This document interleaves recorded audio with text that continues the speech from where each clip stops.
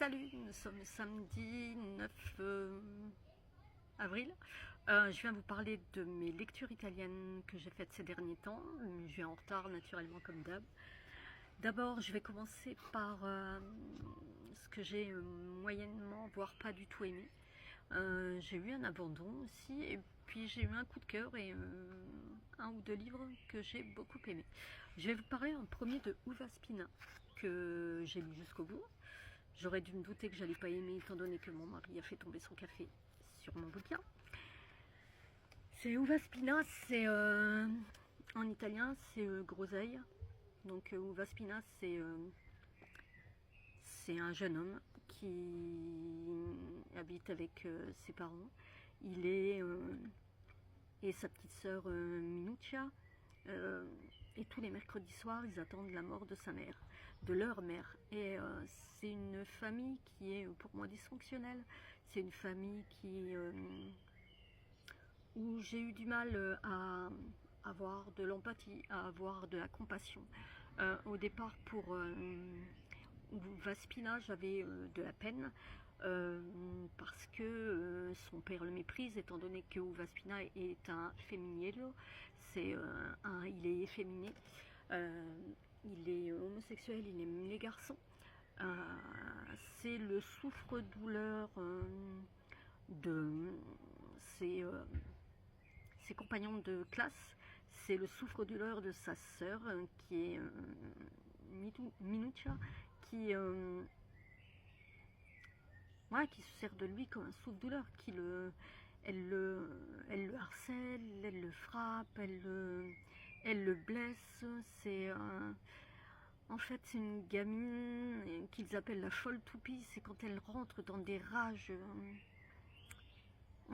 dans des colères orageuses. C'est une gamine qui est impossible à calmer. Et son frère et son souffre-douleur, c'est la honte du père, c'est un garçon qui est très joli, qui a les traits fins, qui a un caractère doux, qui est habitué à supporter le harcèlement de ses camarades, de sa sœur, qui est habitué à se taire. Sa mère lui dit de se taire, que cela passera quand sa sœur le harcèle. Et ils ne sont pas du tout à sa place, il recherche de la compagnie, il aime un garçon de sa classe mais on se moque de lui parce qu'effectivement ce garçon n'aime que les jeunes femmes. Et puis un jour, il va rencontrer Antonio. Et Antonio va lui faire découvrir en fait les joies de l'amour, il va lui faire découvrir ce que ça veut dire d'être désiré, comment il faut s'y prendre. Mais en même temps, il se transforme, Vaspina se transforme, il est finalement... moi je trouve que de souffre-douleur, il devient à son tour... il devient aussi celui qui fait souffrir. Et Antonio, leur relation, moi, je la trouve pas saine. Je la trouve pas... Enfin, oui, je la trouve pas saine du tout. Et Minuccia, elle est complètement frappadingue. Mais aussi en Italie, c'est le père ou le mari qui décide d'enfermer la femme. Et je trouve ça très... triste, mais en même temps, j'ai pas eu d'attachement au personnage. En même temps, moi, le personnage principal dans ce bouquin, c'est Naples. Naples dans sa splendeur, sa lumière, mais aussi dans ses ruelles sombres, de ses ruelles crasses. Et puis, l'image du Vésuve qui surplombe la ville. Et dans ce livre, on sait... Enfin, moi, je trouve que l'on sait, dès le départ, que l'on va vers un drame, que la mère est complètement aussi... la mère, elle est abandonnée du père, lui, il a des conquêtes, et donc la mère, Gratiella, qui était une ancienne pleureuse, qui est issue des quartiers populaires de Naples, Elle est mariée donc je ne sais plus le nom du papa, à Pasquale. Elle est mariée à Pasquale qui lui est notaire. Et en fait, elle est parfois vulgaire. Et même ce livre, pourtant, je suis pas, je suis pas quelqu'un qui est choqué, mais ce livre, je l'ai trouvé vraiment cru et parfois trop théâtral, trop dans la dramaturgie. Quelque chose que, ouais, pour moi c'était trop. C'était pas l'écriture, c'était parfois. J'avais l'impression qu'on allait, plus on en faisait, plus on allait dans le drame, plus on allait dans le théâtral et plus on en rajoutait. Moi, c'est l'exagération. Donc, ouais, j'ai pas aimé. Moi, juste le personnage principal de Naples, que j'ai trouvé magnifique dans son côté sombre et son côté lumineux. Mais les personnages, moi, j'ai pas eu du tout d'attachement et même ils m'ont agacé, même Vaspina dans sa façon de se laisser faire, j'avais envie de le secouer. Donc voilà, à vous de vous faire une idée dans le challenge italien. En fait, il y a 2 poids 2 mesures. Il y a ceux qui ont adoré et ceux qui n'ont pas du tout aimé. Donc voilà, je vous laisse vous faire votre idée. Vaspina, c'est Monica Alcito, c'est chez 10-18. Donc la suite.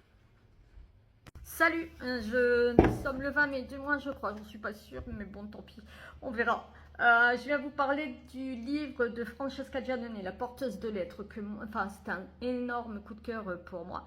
J'ai son prochain, je verrai bien, je le prends pour partir.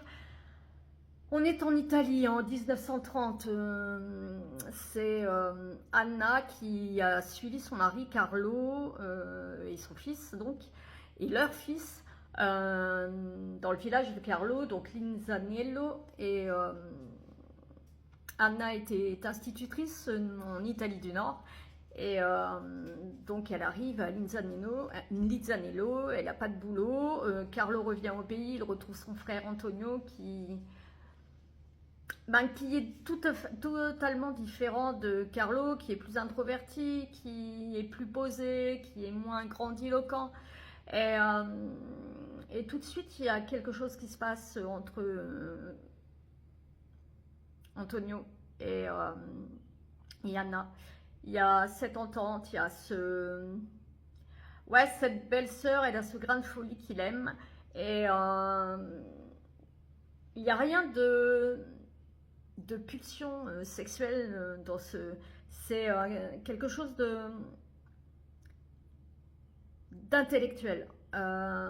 Et puis il sera toujours auprès d'elle, il l'accompagnera toujours ses choix, il sera toujours d'accord, et contrairement à Carlo qui parfois aura toujours cette mentalité du Sud, où dans le Sud, la femme comparée à l'Italie du Nord est un peu plus encore dans les traditions.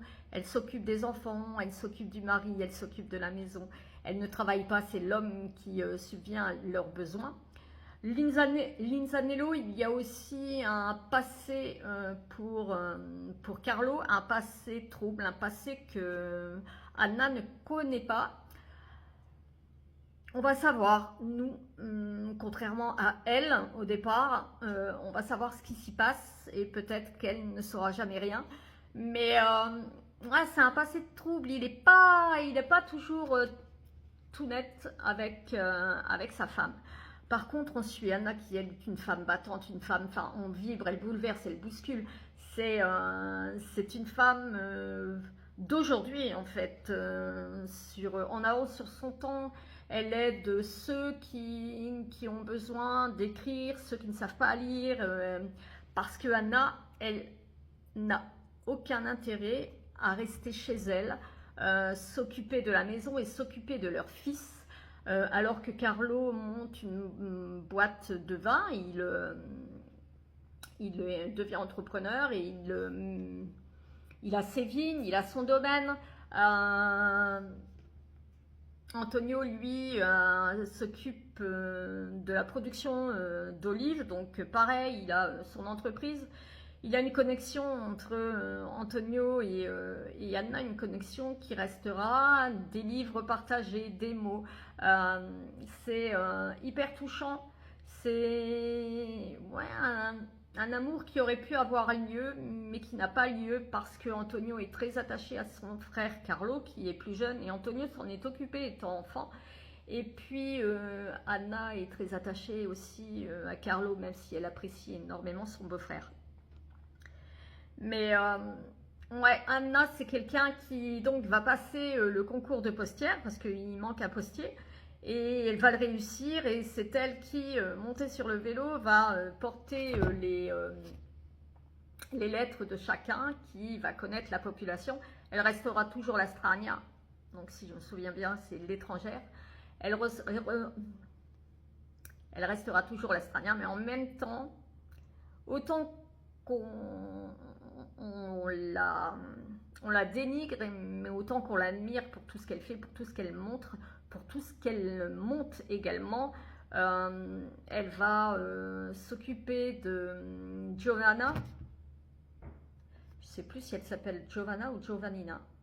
Donc, elle va s'occuper de Giovanna qui, elle, est en marge du village de Lizzanello parce qu'on la considère comme folle. On, on l'a un peu bannie parce qu'elle a eu une relation particulière. Cette relation qui va reprendre et cette relation qui va être toxique. Ça va être quelque chose d'assez fort et Anna va l'aider à s'en sortir, va l'aider à écrire. Anna va monter quelque chose qui sera hyper important et quelque chose qui est très actuel. Enfin, je ne peux pas dire ce qu'elle va faire, mais elle suivra ses envies et ses colères, sa détermination. Elle suivra un peu ce que son cœur lui dit. Elle bouleversera et elle bousculera ce petit village de Lizzanello. Et c'est un petit village dépouille. Moi, Anna, c'est une femme forte. J'ai beaucoup aimé ce personnage, mais j'ai beaucoup aimé le personnage d'Antonio aussi. Je trouve que Francesca Giannone, elle a soigné ses personnages, leur psychologie, tout autant. Enfin, elle a soigné les personnages principaux tout autant que ses personnages secondaires. On, ouais, on vit avec eux, on est à côté d'eux. Moi, j'ai aimé. Alors, le village est aussi un personnage principal. Moi, j'ai aimé. J'ai senti l'huile d'olive, l'origan, j'ai senti le vin, la terre, le bois, ces odeurs que l'on a lorsque l'on est dans ces petits villages du sud. J'ai et puis ce petit village aux ruelles qui entend ces ruelles qui entend les disputes, les colères, les rumeurs, ces ruelles, elles éteignent, elles voient tout mais ne disent rien, elles font partie intégrante et Francesca, elle a ce vent de folie, elle a ce souffle de liberté qu'elle va retranscrire, qu'elle va transmettre aux femmes, qu'elle va aider, qu'elle va ouais, à qui elle va donner leur place. La place de la femme au milieu du couple.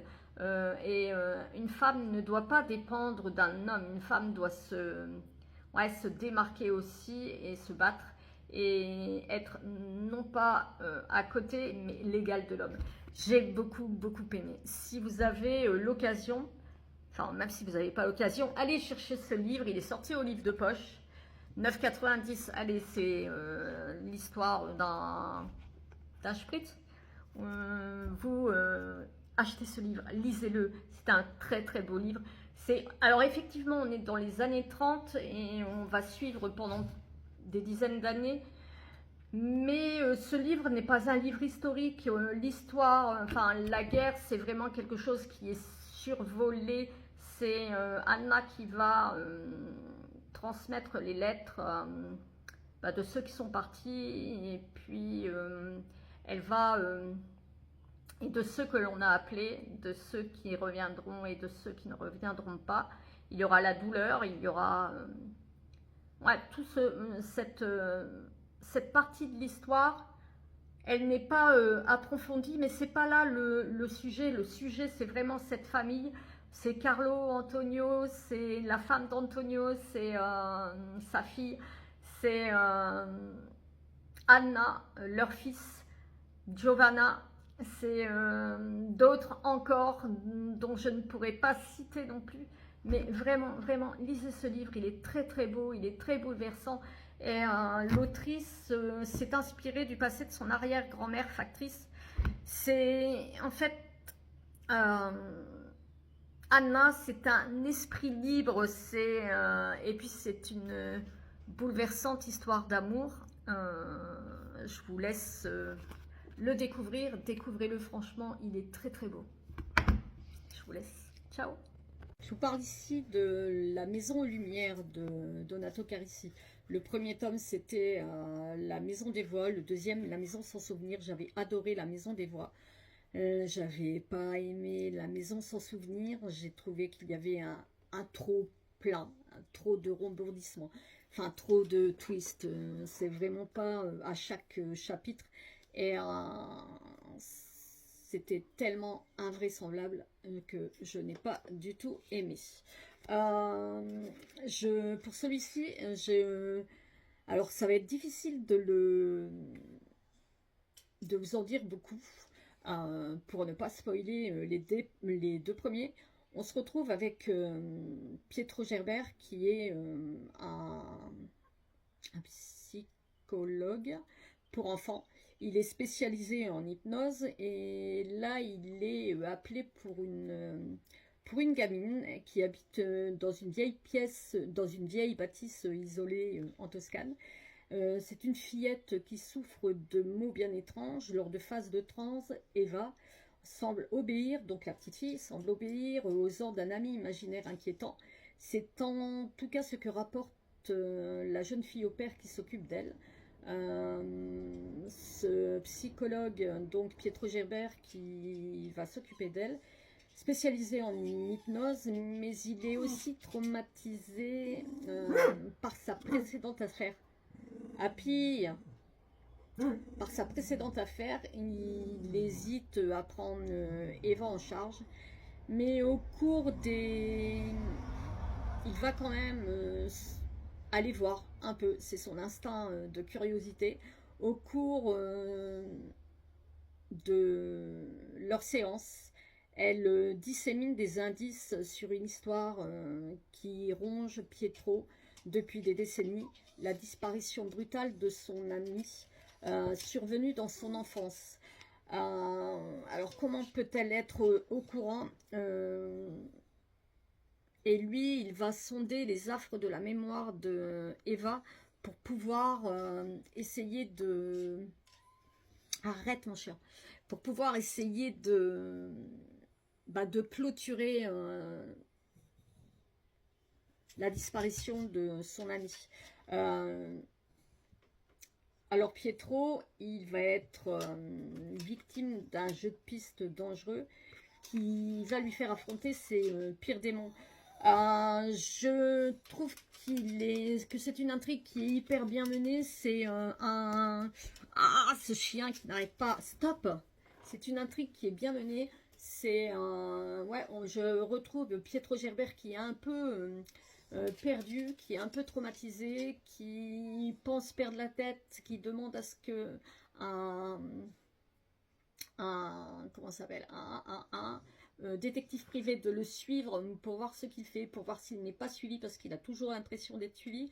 Il faut avoir suivi les 2 enquêtes précédentes. Moi j'ai trouvé cette enquête super bien menée, une intrigue ouais, qui nous scotche, c'est une intrigue qui monte en tension, qui monte crescendo. C'est une intrigue qui est hyper troublante.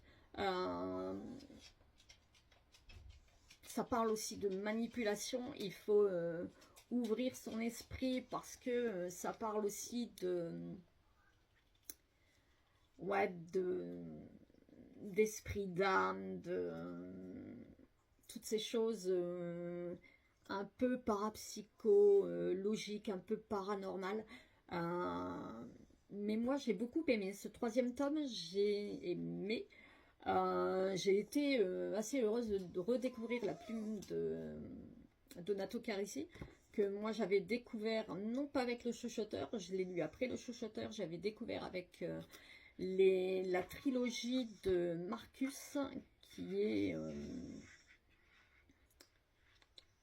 Malefico, Tenebra Roma et le Tribunal des âmes.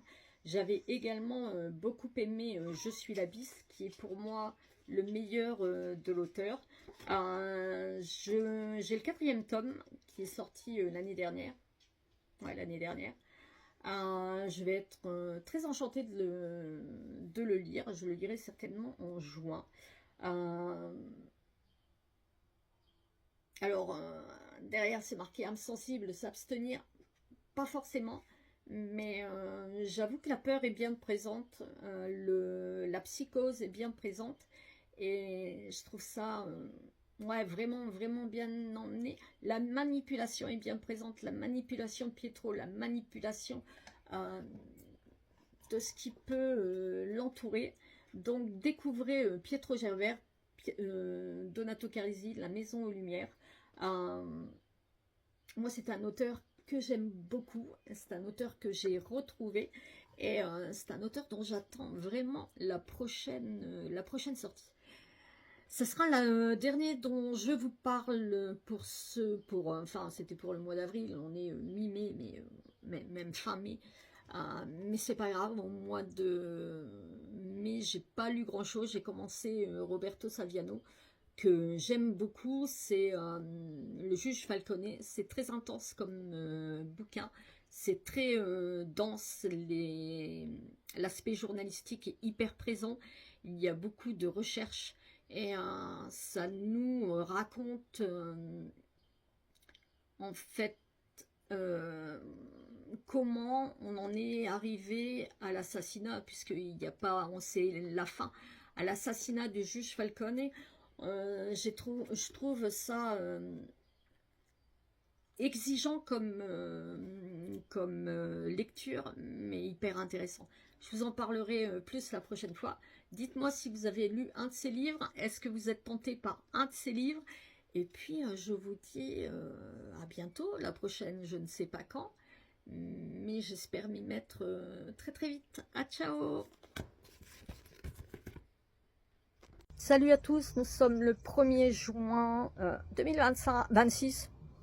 1er juin 2026. Cette vidéo aura été très espacée dans le temps. J'ai pas beaucoup lu au mois de mai. Enfin, la vie, etc., etc. Mais j'ai quand même lu quelques Italiens. J'ai terminé par Giovanni Falcone de Roberto Saviano.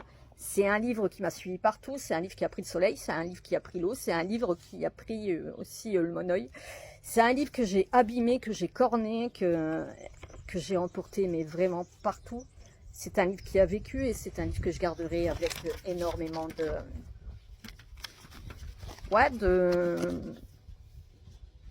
d'émotions. Oui, énormément d'émotions, parce que ce livre parle de Giovanni Falcone, un juge antimafia qui a été assassiné par la Cosa Nostra, qui est la mafia sicilienne, qui de mieux que de Roberto Saviano pour parler de cet homme. Qui de mieux que Roberto Saviano, qui lui aussi a dénoncé la mafia et qui a vécu pendant 20 ans caché, protégé par les policiers. On va suivre, alors ça démarre, le prologue démarre en 1943 où il y a une déflagration, où il va rester un jeune homme, un Salvatore Rina, si je me souviens bien, mais si c'est ça, qu'on appellera Totorina dans les années futures, qui sera un des plus grands chefs de la mafia de la Cosa Nostra. On va suivre dans ce livre pendant 20 ans, excusez-moi, Giovanni Falcone, qui lui est un inconnu de la mafia sicilienne, mais qui va faire partie du pôle anti-mafia, qui est quelqu'un qui va rouvrir des dossiers, qui va accumuler des pièces, qui va suivre en fait les finances de la mafia, voir chaque point où ça commence, le blanchiment, etc. Il va, démontrer que la mafia est partout, que même au sein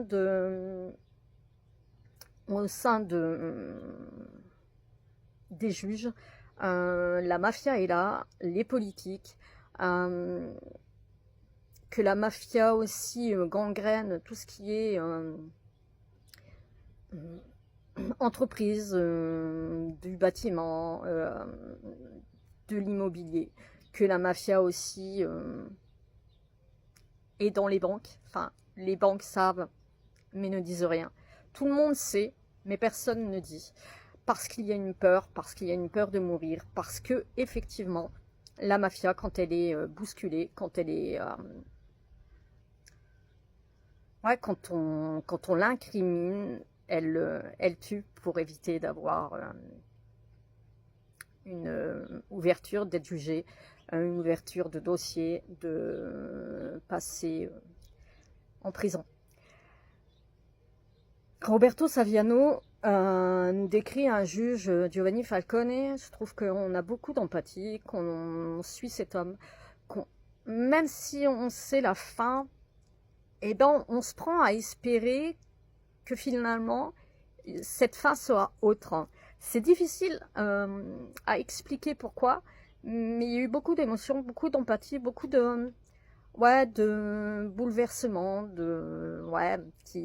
petit serrement au cœur quand effectivement il a été assassiné, quand sa voiture a explosé, quand sa femme est décédée, quand sa garde rapprochée, une partie de sa garde rapprochée est également tuée. La mafia ne laisse rien derrière. Elle punit, elle tue, parce qu'elle veut continuer à intégrer les différentes strates de la société. Pourtant, dans ce livre, alors Giovanni Falcone, il sait qu'il il sait que la mafia voudra le tuer.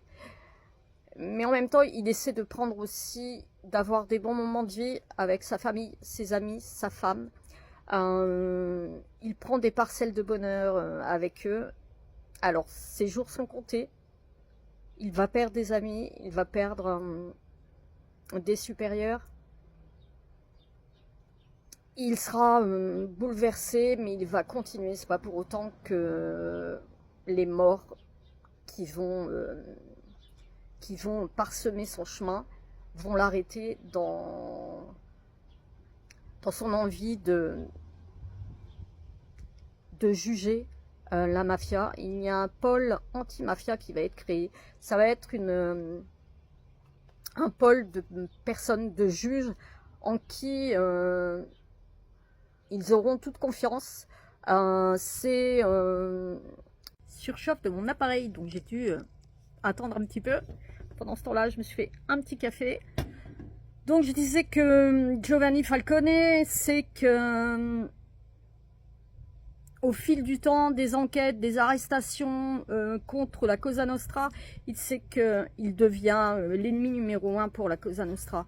Roberto Saviano, il a écrit une ode au juge Falcone, et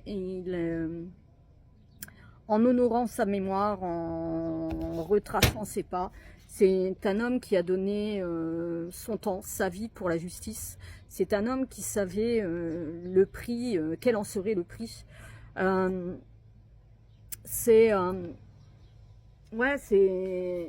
homme avec lequel on se prend énormément de sympathie. Roberto Saviano nous retrace l'histoire de 82 à 92, la création du pôle anti-mafia. C'est le juge Rocco Rinici, Shinichi, pardon. Shinichi, c'est qui était l'ami de Giovanni. C'est le procès de 82 de Spatola qui a pu avoir lieu grâce à la méthode de Giovanni Falcone qui se plonge dans les finances des criminels. C'est en 1 an et demi, 475 personnes furent amenées à comparaître. Roberto Saviano, pour écrire ce roman, s'est documenté énormément.